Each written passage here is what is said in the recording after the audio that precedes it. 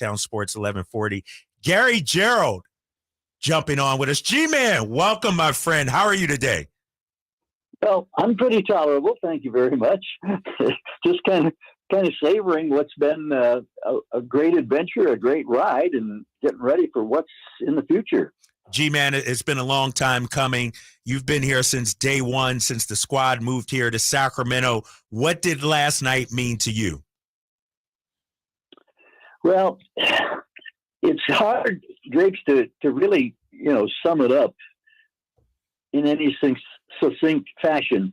It's just that, such a long, treacherous, arduous time of wandering in the wilderness and wondering if we're ever going to find our way clear and free. And when it happens, it's beyond cool. It's something that I've enjoyed, just watching the social media reaction, seeing video clips of people checking out the beam last night down at Doco. Up here in Portland, it was amazing the number of Kings fans that traveled to Oregon to be on hand, to listen to them, to see their excitement. You just feed off of all of those things. And I love the fact that, going into the locker room after the game, there were a ton of smiles. It wasn't a great raucous celebration or anything like that. It was just like, okay, we've taken care of business. We've taken the step that we knew we were going to be able to take. And now you got to get ready for what's in front.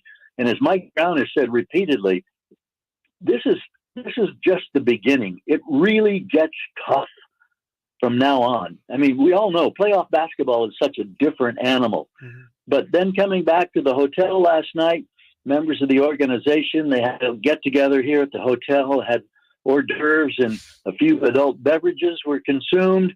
And people had a chance to just kind of savor the moment and enjoy what has been certainly a most memorable ride. Yeah. G-Man, I know we're feeling good right now, and I don't want to make you think about the bad times, but when you look back on this 16-year drought, what are some of the moments that stick out to you? Well, I think that it's a challenge from a broadcast standpoint. When a team is not consistently having success, there are nights when you don't want to drag your audience down. You don't want to be dragged down personally. And there were nights when, driving to the arena or you're on the road, I just have to have a little conversation with myself and say, okay, what can we work on tonight? What positive vein can be passed along? I think, as most people know who have followed the Kings and who have listened to our broadcast, I'm not one that is afraid to, chastise a team when they're playing poorly. If they're stinking the joint up, I'm going to tell you they're stinking the joint up. But in the same fashion, you want to find something to have, hang your hat on in terms of hope and some ray of positivity, if you will. And that's, I think, has been the biggest challenge when I look back over the 16 years. So many different times. I mean, every season you go into and you're thinking, all right, the roster looks better in this area. The coaching staff is saying the right things.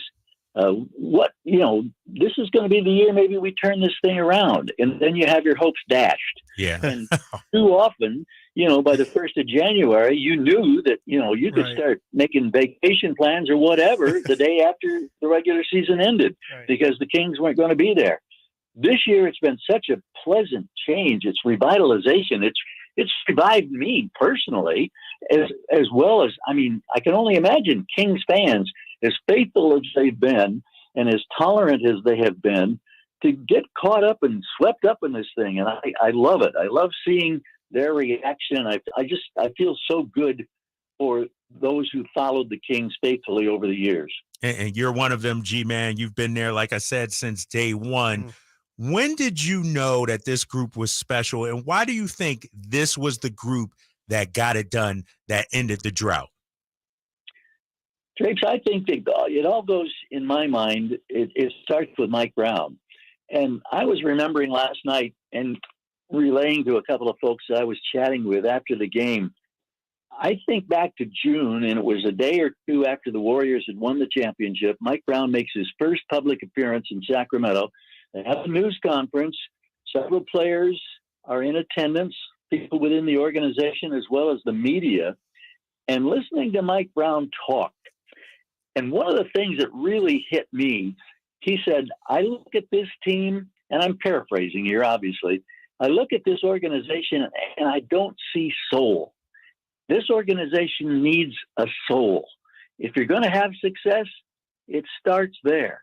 And then he talked about defining roles, and he talked about accountability. And I remember De'Aaron Fox being in the room, leaning up against the wall. And Coach Brown is saying, you know, I remember Foxy from back in the high school days in Texas, and we had a couple of opportunities to get together at a clinic or coaches get together or whatever. And he said, I know that this young man can play defense as well as be electrifying on the offensive end. And we're going to make sure that he plays defense. And I remember De'Aaron just grinning and kind of rolling his eyes like, okay, I've been challenged the first day of the coaches in town to become a better defensive player. And those are the kind of things that have stuck with me, starting from that first public gathering with Coach Mike Brown in June.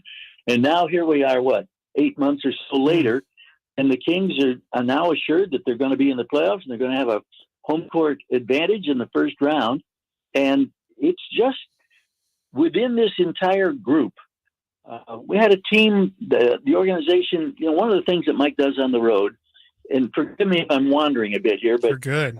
This is your platform. About every month or 6 weeks or so, he makes sure that everybody gets together in the traveling party, and we have a dinner. And night before last, we went to the El Gacho Steakhouse at the Benson Hotel, where the Kings used to stay many, many years ago. And there were about 25 of us there. Some of the assistant coaches had brought their wives, significant others, and it was interesting to watch how this group genuinely enjoys each other's company. And to me, that just speaks volumes about the culture being changed and what Coach has accomplished. And, of course, this is just scratching the surface.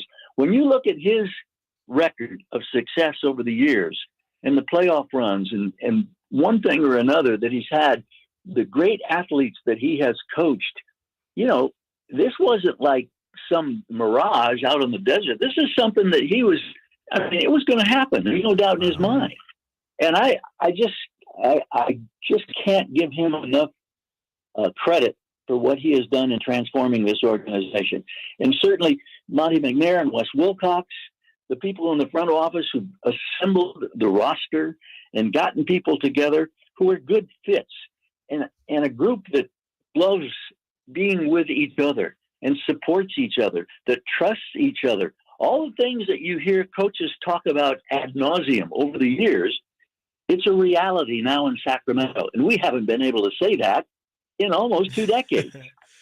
Yeah, crazy. It is insane. It's been so long. And GMan, I know this season, so many countless De'Aaron Fox moments. You had your 3,000th broadcast this season. You got the defensive player of the game chain, one of the only few non-players to get that.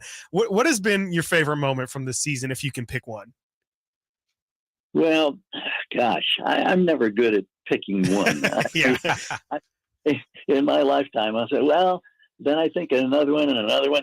A lot of things pop into your mind. Yeah. You think about the Fox game winners. I think he's had 3 of them this season. Mm-hmm. I think about that amazing road win in Cleveland when the Kings had 10 consecutive defensive stops to end the game, scored the final 16 points, came from behind, got the road win unexpectedly against the Cavaliers. I think of, you mentioned the chain and the 3,000th broadcast. That was totally out of the blue and unexpected. And yet, the love that was shown to me by people within the organization and the players and one thing or another, extraordinarily special. And those are just some of the things that I'll look back on this year and say, man, that was really, really special. It was really cool. But what I'm hoping is that there are going to be a lot more, not only over the next week and a half, ending the regular season, but trying to, make a dent and make an impact in the playoffs. But I know it's going to be hard. And I know that when you've only got, I think there are only 4 guys on the Kings roster who have playoff experience. Mm-hmm. Harrison Barnes, of course, is one of them. Sabonis had a year, I think, with the Pacers that were in the playoffs. Matthew Dellavedova and Alex Lynn. in a short season in Washington, got into the postseason. Everybody else, it's going to be a totally new experience. And I look back at other teams, and I look back to the Rick Adelman days with Sacramento. When the Kings first got into the playoffs, they had to go up against John Stockton, Karl Malone, Jeff Hornacek, Jerry Sloan, and the Utah Jazz. It was like beating your head against a cement wall. You know, they're going to pick and roll you to death. Yep. And they made no secret about it. It was just they defied you to stop them. And the Kings couldn't initially. And it takes time for these things to come into place. But this is a group that I already have so much faith in. I think that they can be competitive. I think they'll grasp the challenge. The question is, can they play good enough defense? Can they value every possession? Because as we all know, everything goes under the magnifying glass once you get into the playoffs. And the intensity reaches levels that we haven't even begun to approach with this bunch. So great time to savor it, and a great time to look ahead and say, man, let's do some damage now. Let the league know that the Kings are the real deal. I love it, G-Man. I agree with you 100%. And I have so much confidence, not only in the players, but this coaching staff in a series, a 7-game series, to be able to make the necessary adjustments. With that being said, you've been around. You've been to Arco when it's been at its height. Describe for an outsider like me, a guy that has not experienced playoffs here in Sacramento, what that game one inside Golden One Center is going to be like. Well, I can only hope and imagine, and I don't think there's any question. I mean, it's going to be such a tough ticket, and we've gotten the taste here over the last 3 weeks or so at the home games at Golden One. There has been amazing energy in that building, and the whole business with the beam and the chants and people genuinely excited about what they're seeing on the floor. Well, just multiply that by what? 10, by 100? I don't know. It will be totally off the charts. And the sense of anticipation, it's just going to be, we're starved for this. It's been such a long time. And I can't wait, because I know that people are just going to be swept up in it.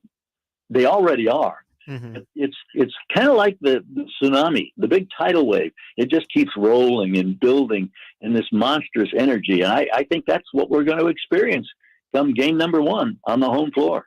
Yeah, G-Man. I mean, you've been with this team since day one. What does it, I mean, can you even put into words really what it means to finally be calling playoff action after not doing so for the past 16 seasons?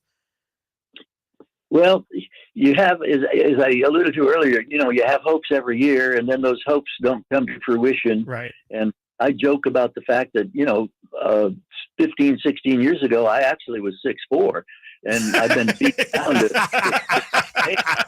You had an afro then too, and everything, right? Yeah. So it's just something that's so very special. It's so well deserved for the fans.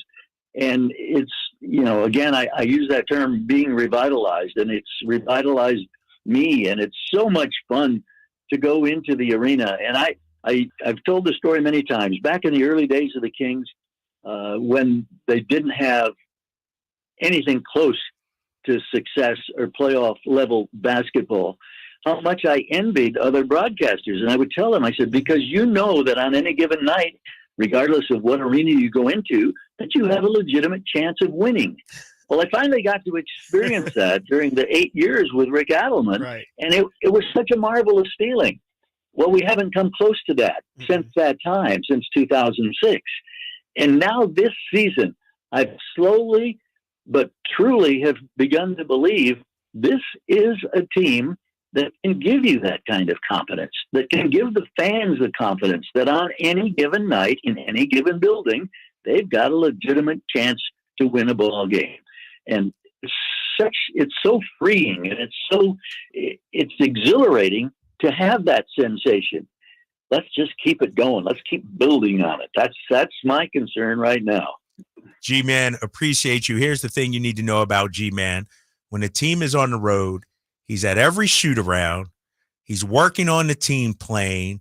This is a guy that's been there since day one. A lot of people would mail it in. They could just show up. But G-Man, I appreciate your work ethic, man, and your enthusiasm for this team and this organization. I'm happy to see that this drought is over, not just for the fans, not just for the organization, but for you also. Well, that's very kind. I appreciate that, Drapes, and kudos to you guys. I mean, you're just you're bringing it, and I love it, and I love the excitement and the energy. And Kings fans have got something to get swept up in, and just enjoy the ride. Enjoy the ride. I love what Mike Brown was saying just last night before the game. Have fun.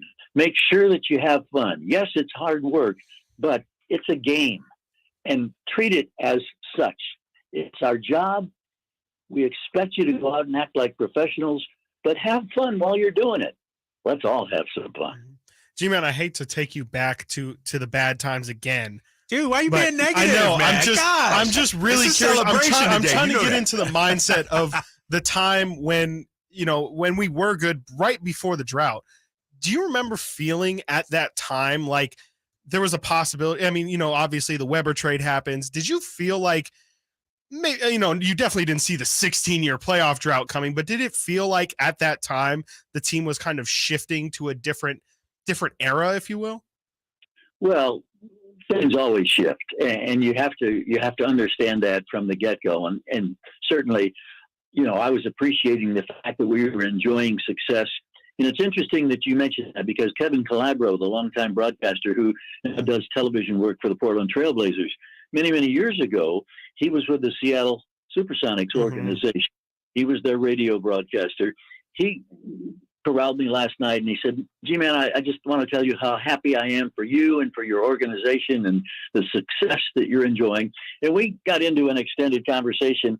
And one of the things that he said really struck home. And he said, I had a conversation with my wife recently, and I have come to the realization that I was guilty of taking it all for granted in the early years, and the success when they had Gary Payton and Sean Kemp, the Rain Man, and different factors up in Seattle. And he said, I came to learn that, you can't take any of this for granted. You don't know when it's going to be the last time that you may have a playoff experience or an opportunity. And I thought that was very, very revealing and very telling. And it's also very, very true. So you look back in those times and I didn't know it was going to be in as abrupt fashion as it was, where the Kings, kind of turned that corner and got away from the success that they enjoyed. Certainly the injury to Chris Webber was a big, big part of that.